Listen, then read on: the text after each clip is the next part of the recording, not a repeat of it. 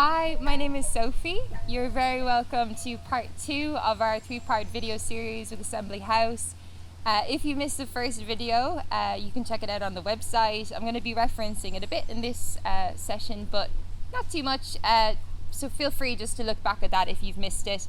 We're going to touch upon Hatha Yoga today as a physical practice, kind of exploring what it is and how we can approach it, especially as beginners.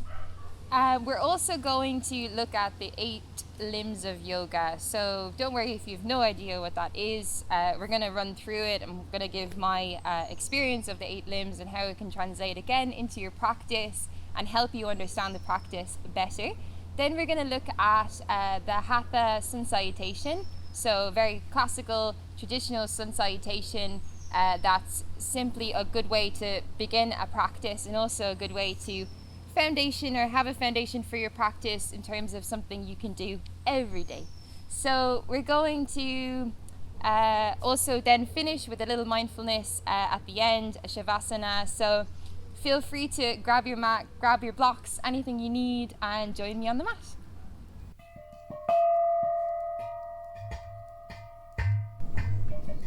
Hello and welcome to this second video of our Assembly House program. We're filming from the Hollies this morning, which feels like such an absolute privilege. The sun is shining and it's really beautiful. There may be some little nuts falling on my head at times, or maybe some birds passing, but we're going to try our best basically just to work with our surroundings this morning. So I really encourage you to do the same. Maybe you set up your mat outside and do this video at some point early in the morning, so you can really tune into this place that we're coming from this morning. So just to let you know what we're going to cover this morning, we're looking into the Hatha physical practice, but we're also going to speak about how the physical practice aligns with the meditative practice, how we can look at the history of yoga to really understand and help us in the present moment with our practice and how it works on and off the mat. So to begin, setting yourself up for somewhere you want to be nice and comfortable, as we're going to just be sitting and listening to begin, but we're going to start with a grounding meditation. So I've got my lovely blanket here this morning. I also have my block, which you'll have noticed from the first video, which I explained on how to set up your seat. But just to find a comfortable place, you can also sit on a chair, you can also lay down, you could also stand if you prefer. So just setting yourself up and finding that nice, easy place to be. So we're going to begin by finding a comfortable seat. If you haven't already, you can close down the eyes. You could also just soften the gaze, focus the eyes on a point in front of you. For instance, I'm looking right now at a little leaf in front of me, just somewhere where you can focus the gaze. Start to draw your attention a little bit more inward. And then when you feel ready to, you can just begin to tune in with the body, noticing how the body is this morning. So again, if sitting isn't comfortable, you can come to lay down. Just making sure that you're somewhere where you can really begin to relax, soften, beginning to tune into the body as it is today. So as we start the practice, or even just start this video, I really want us all to connect in the same place. So finding a real tuning inward, focusing all of our attention in the present moment. And for you, if you are practicing outside, you might want to tune into your surroundings first before you close the eyes. Just acknowledge the space that you're in. And then acknowledge your own body. So really making sure that you're comfortable.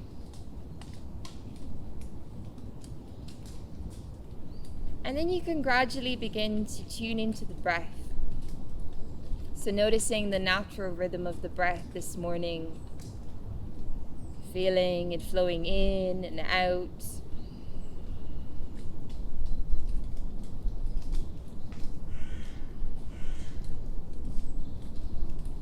You might also notice if the mind is feeling busy or if it's feeling quite calm.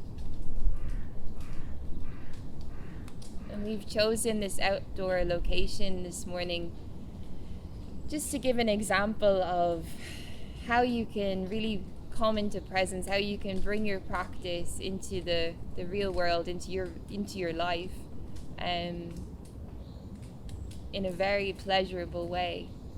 So even just this action of coming and sitting still and acknowledging your surroundings, in a sense you're already practicing yoga. So we're looking at practice as a verb, we're looking at practice as more of a way, the yoga practice as more of a way of being. And as you sit here in this stillness, you can begin to breathe a little bit deeper. You can inhale for 4 counts. And take an exhale, sigh breath, slowly softening, grounding yourself in this moment.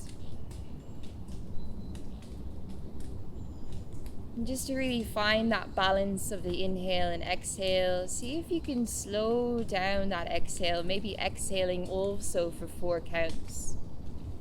So just to give an example, I'm going to inhale for 1, 2, 3, 4. Exhale 1, 2, 3, 4. This simple inhaling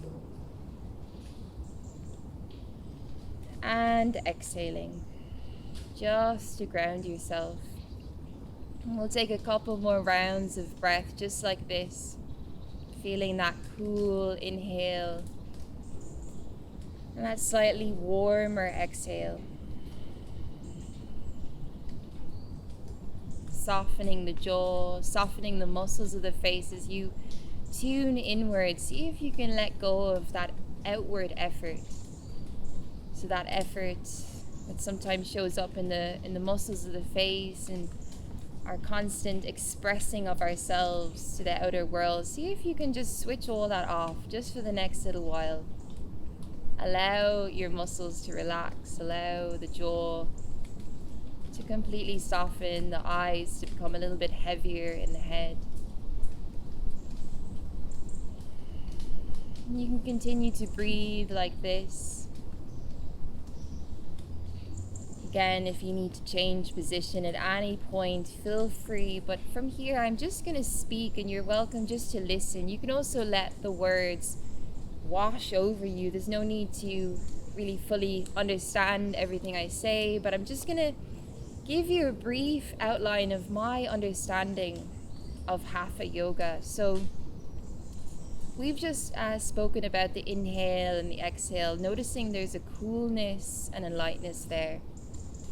And for me, that feels like the perfect entry point into understanding the word Hatha.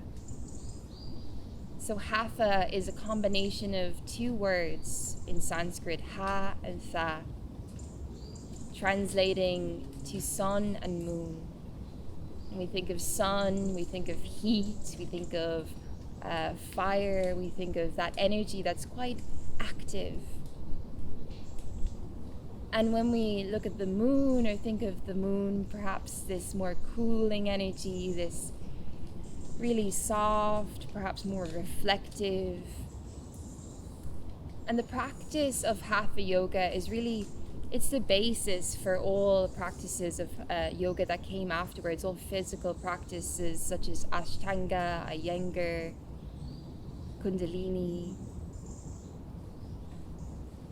And it really asks us to look at our practice, our full practice, as a real finding of balance between that heat and that coolness, that fire and desire to succeed, to achieve, to be practical in achieving our goals. And then the other side, which is the more reflective, tuning into what's really going on? What are the subtleties? What are the things we need to be gently looking at?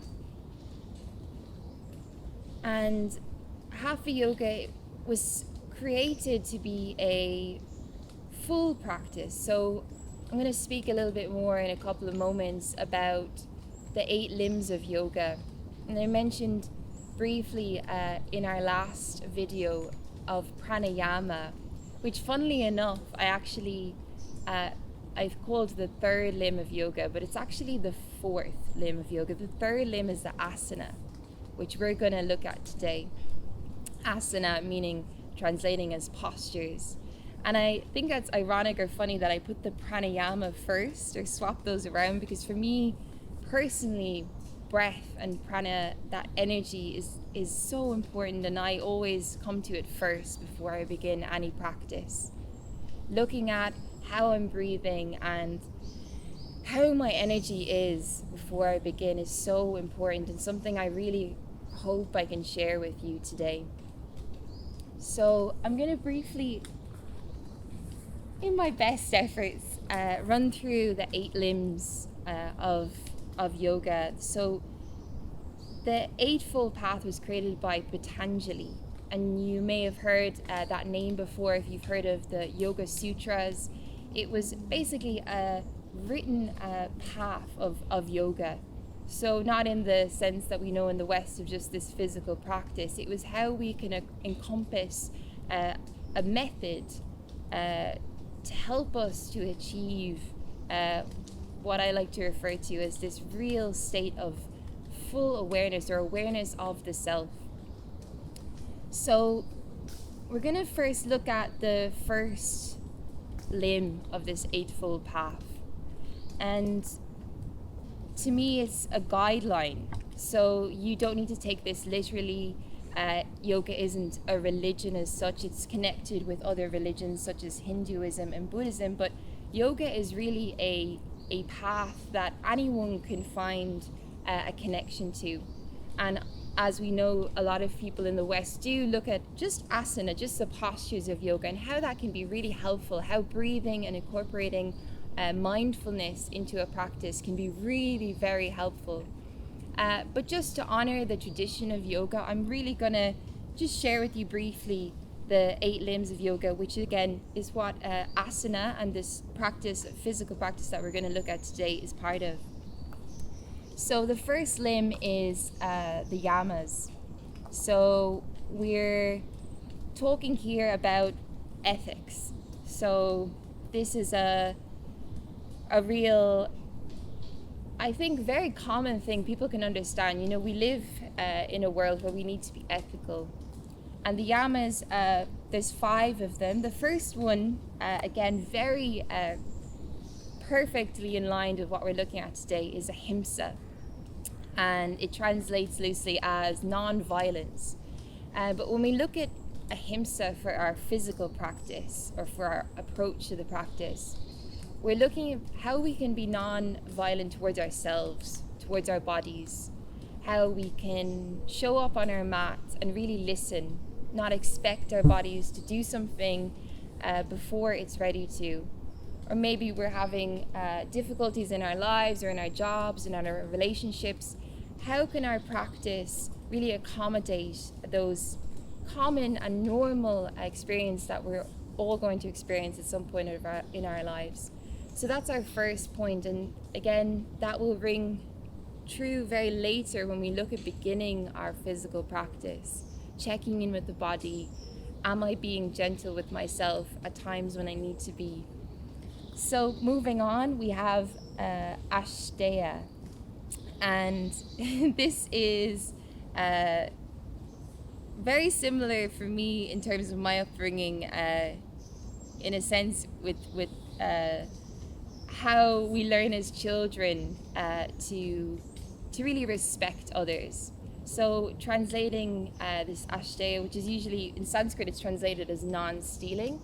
But we can again look at this in our physical practice. We can look at it how we don't steal our own time, for perhaps looking at our asanas, our daily practice, as a time we're giving to ourselves, that we're gifting to ourselves. And again, this will become apparent later when we give ourselves rest at the end of our practice also. We don't steal that precious time that's also really needed to integrate the learning and the experience the body goes through when it does a physical practice. Next we have brahmacharya, and this is a very interesting one.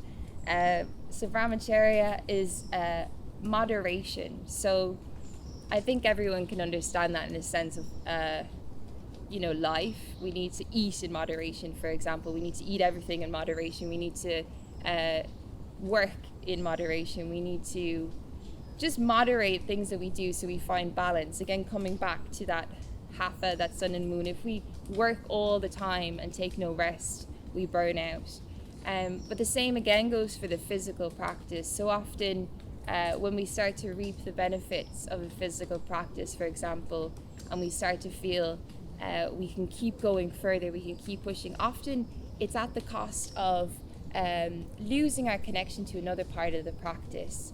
For example, if we get obsessed to getting our hamstrings as long as they possibly can be, we might suddenly realize that we haven't really taken time to rest in a while, and we might be disassociating with another important part of our lives. We might be actually, in a way, shielding from some stress and other stress in our lives, or we can be translating the focus, or transferring the focus into something like an obsession, for example, with getting to the splits, or getting into the fittest we can be, if that makes sense, which again it can really be interpreted in many different ways, but hopefully will become a little bit clearer as we move into the physical practice, and I can speak a little bit more about that later. So the next yama is aparigraha. So this is translated as not coveting what isn't ours. So again, this is for me there's a really direct translation here into our practice and our lives. So especially if we've not done any yoga before, or we've not practiced any yoga, rather I should say, and we see someone doing something incredible, an incredible posture, or we see someone sitting in complete stillness like a monk, a Buddhist monk, and we think, I want that. I want what they have. I want what they can do. And this yama asks us to not seek what others have, but rather to find our own way towards that eventuality of, if we practice and if we look at our own journeys, we'll find our way to this place, or maybe we'll never get to that other place that we've seen before, but that we can find our own route there. And that's the exciting thing about harnessing your own practice. You're going to create a very special experience for yourself, that will never be like the person on Instagram or the monk that you've seen whilst traveling in Tibet. So I guess it's really about not being jealous, not being greedy, not wanting something that someone else has. Trying to look at your own experience is really valuable and special and unique to you. So moving swiftly on, I'm going to move into looking a little bit more deeply now into the second limb of yoga. So when I'm translating all of these quickly to our physical practice. If you want to go delving deeper into those topics, I've just given my own personal example, but you can really look into the yamas and find a more ethical route for your practice, which can be really helpful with sustaining it in the long term. So moving on, and I've actually written my notes backwards, which just gives an example of how unusual my my method is.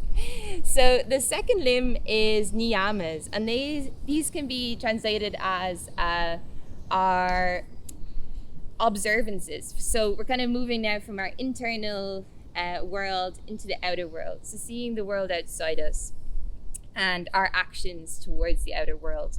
So there's also 5 niyamas. There's sausha, which is translated directly as cleanliness. So this is just, I guess, my experience of sausha would be making sure that we take care of our space. We're not slobs, basically. We're living in a shared house with people that we really respect the space that we're in. We make sure that we're taking care of ourselves. Perhaps living cleanly could be a way to translate it, in just a sense of having order of some sort, so you're not living in chaos. And again, these are guidelines. Feel free to live in whatever way you wish. But this is real, again, open interpretation.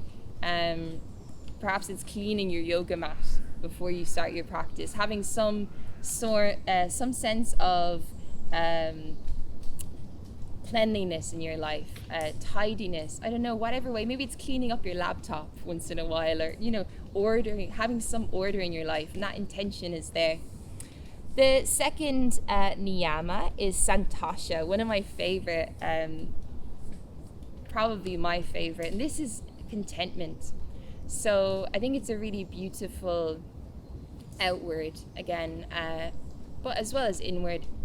Finding contentment in all moments, especially when we're challenged or stressed by life. It can often be really easy to get into this place of feeling that everything's awful, feeling like there's no silver lining, there's nothing good about this situation.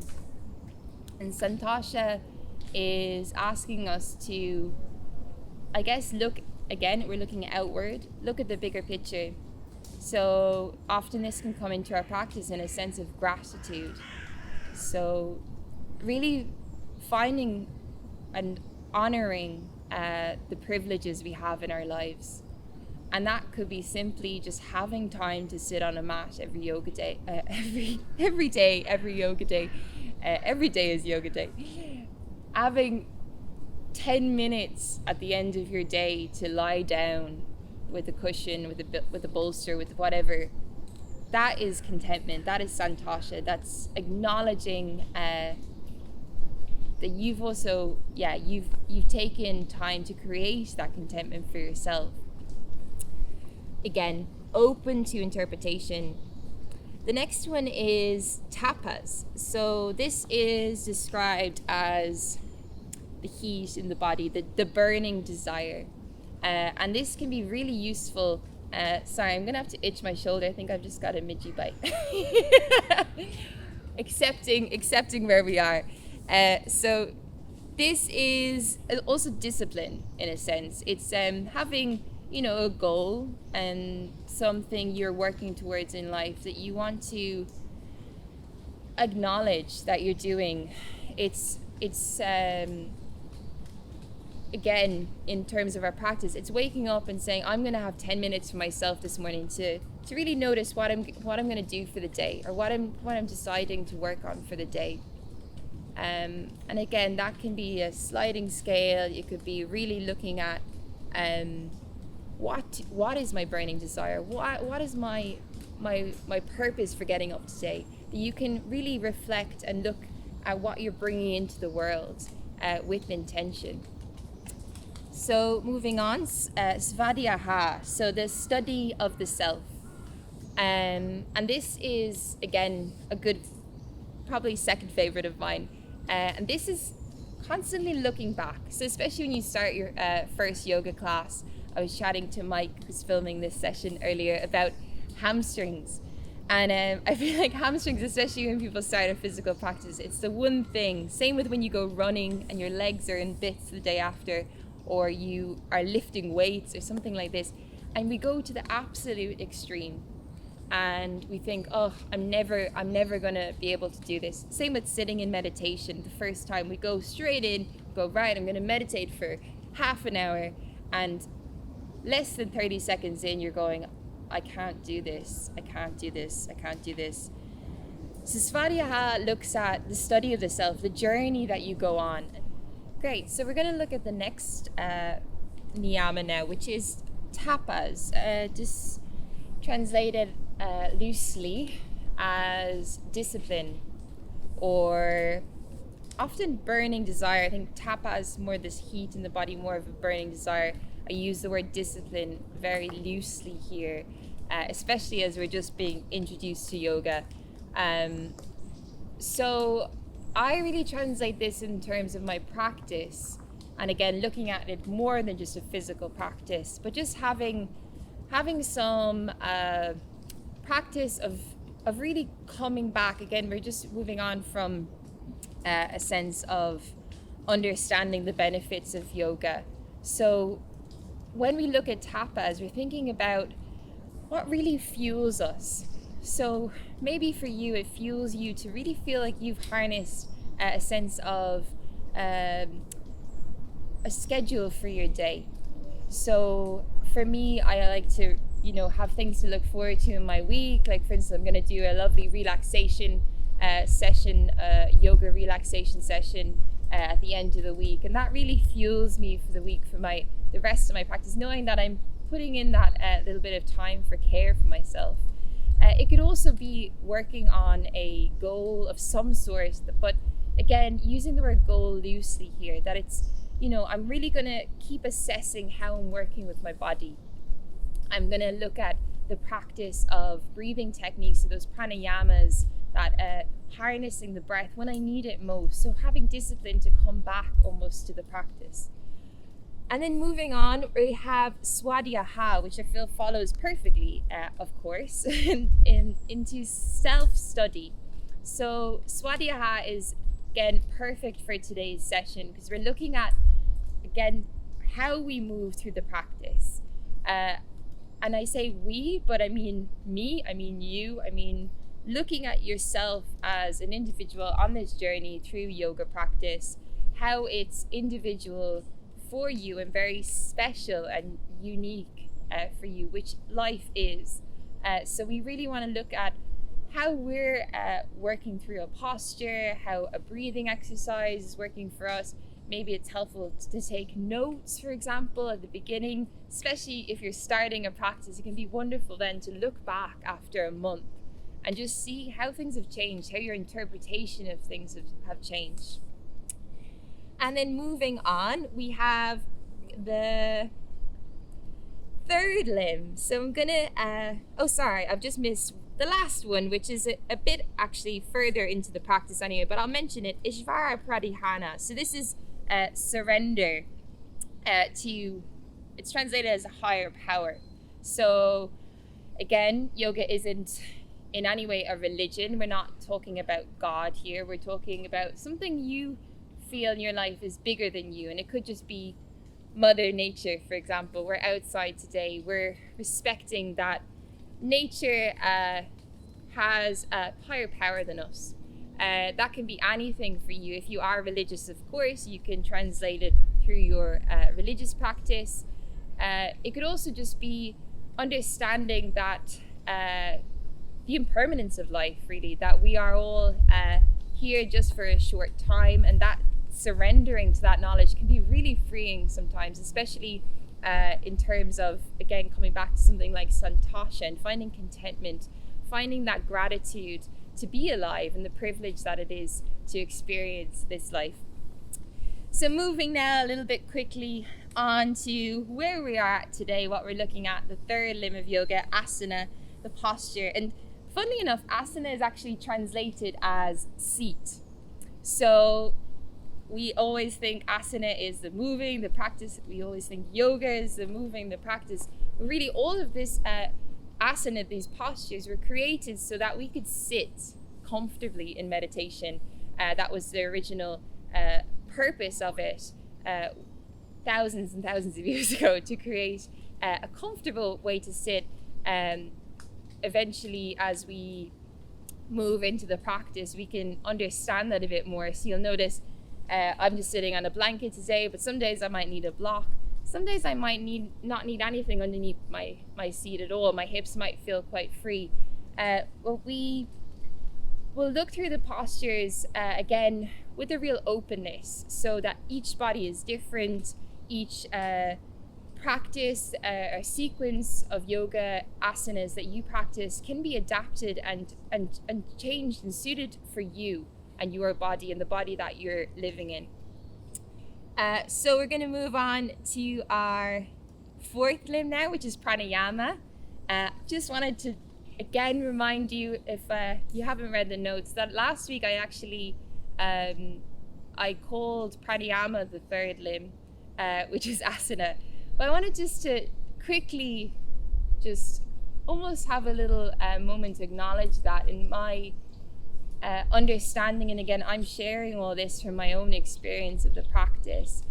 But for me, especially as I was a dancer, or as I am a dancer, and moving very much on a movement journey for most of my life, when I found and really started to understand yoga, I realized the breath was a really revolutionary thing, a really revolutionary part of the practice. It changed absolutely everything for me. It changed how I moved in my body, how I respected my body, how I learned to understand ways to release tension in the body with that breath control, that control of the energy, that pranayama. So we've just heard of the word yama for the first time possibly today, which was the first, again, the first point of call, this how we really harness and work with our breath. So if you haven't watched video 1, you can refer back to that, and then these hopefully will complement each other, making everything a little bit clearer of why we practice pranayama. Just to reiterate, prana is energy or life force. It can be interpreted the very thing that keeps us alive, and yama is that sense of control, harnessing and really understanding how to work with it. And there's a wealth of pranayama, of exercises for the breath that you can explore if you're interested in that. So moving slowly on. Slowly, I say quickly, slowly and quickly. So of course there's so much more on the 8 limbs, but we're gonna just move quickly on, just so I can eventually get us moving. Feel free if you need to at any point to shake out the legs, do a little stand up, a little jig about, just to make sure that you're comfortable. So we're almost there. We're on the 5th limb now, Pratyaharana. So this is a real, again, we're moving, as we move through the 8 limbs, we're moving closer, deeper into the practice in a sense. Pratyahara is basically what we do when we are beginning the practice, what we're doing when we meditate. We're withdrawing our senses from the outer world, from the distractions, not dissociating with the outer world, but we're drawing our focus inward. And when we begin drawing in and focusing the mind, we're really letting go of all the things that are distracting us on the outside. We're thinking about where am I in this moment? What am I in this moment? And often that can be really impossible if you're working in a busy setting, if you've been working on a task, especially if you're an artist and you've been painting all day, or you've been making something that's outside of you, and then to suddenly stop that and try and withdraw and forget about it can be very difficult. So we go back to those previous limbs to help us to get to this point of withdrawing the senses. We look at our pranayama. We can find a breathing exercise to help us to tune in. We can again set ourselves up like we did at the end of the last video with the mindfulness, lying down in a comfortable place, using the tools we have to withdraw from the outside world, giving ourselves a chance to come back to the center and hopefully arriving in the present moment. So the 6th yama, we're moving into dharana. So this is a real focused concentration. So this is again what you see when you when you see someone meditating like a monk, or if you've just been in a meditation class, even with beginners, you'll see there's a point where the focus really starts to center, becomes, after some practicing, most likely of breathing, there's a sudden switch where the focus really comes inward and comes into this place of stillness. And as a person who teaches yoga and gets to facilitate a class, it's one of the most magic moments for me to see that happening, especially if someone's walked in the door very anxious or moving very quickly or talking and feeling quite busy in the mind, and then to suddenly just see them tune in. This is dharana. So we look at it in the 8 limbs as something we're working towards. So again, practice is a verb. The more we practice our pranayama, the more we practice our asanas, so our hips are happy to stay still for a little bit longer, the longer we can hold this concentration. And in terms of it being a path to yoga, obviously you could devote your life to this, which some sages have, which yogis have. But in terms of translating it into our modern day busy lives, we're thinking about how we can harness it, almost give ourselves a bit of time. It's quite empowering to experience dharana. It's a real incredible feeling of being centered, and really it can give us a lot of confidence in our everyday lives. Again, in our work, we can take a break and find this moment of concentration, of meditation, and then we'll come back to our work with a sort of refreshed new insight, and really coming from a place of being centered. So I've got a lovely little note here in my notebook after this, saying that everything eventually in the mind becomes really focused on the breath, a fixed focus. And again, you can look back at video 1 for this experience, but when you focus on the breath, it's the first and it's the most direct and closest thing to us that we can focus on. So if you're exploring dharana or wanting to understand it more, you can really come to the breath. You can focus again on the breath, taking time to tune into that. Moving slowly on, the 7th limb, dhyana. This again is we're moving deeper into the path, into yoga, and into it as a sense of working towards enlightenment, or into samadhi. This is the point after a long stretch of real focused practice, of again focus in terms of working hard, not giving up, using swadhyaya, studying how you've been. This is something we move on towards as we strengthen our practice. And it's described as meditative absorption even. And again, I have experienced it myself. I've seen it in people. But I think one thing to really mention here is that it's not a fixed state. So it's something we can experience for a period of time in our meditation, but like everything, it's not permanent. It's a place we move through. And I think, especially now that I'm talking a little bit more seriously about the practice, it can be nice just to acknowledge that everything is moving through. And again, it's part of the study of the self to really experience that, and to also feel it disappearing or dissolving, and knowing that there's always a little bit further to go. So I guess now is a good time to bring in the word curiosity, a wonderful part of dhyana.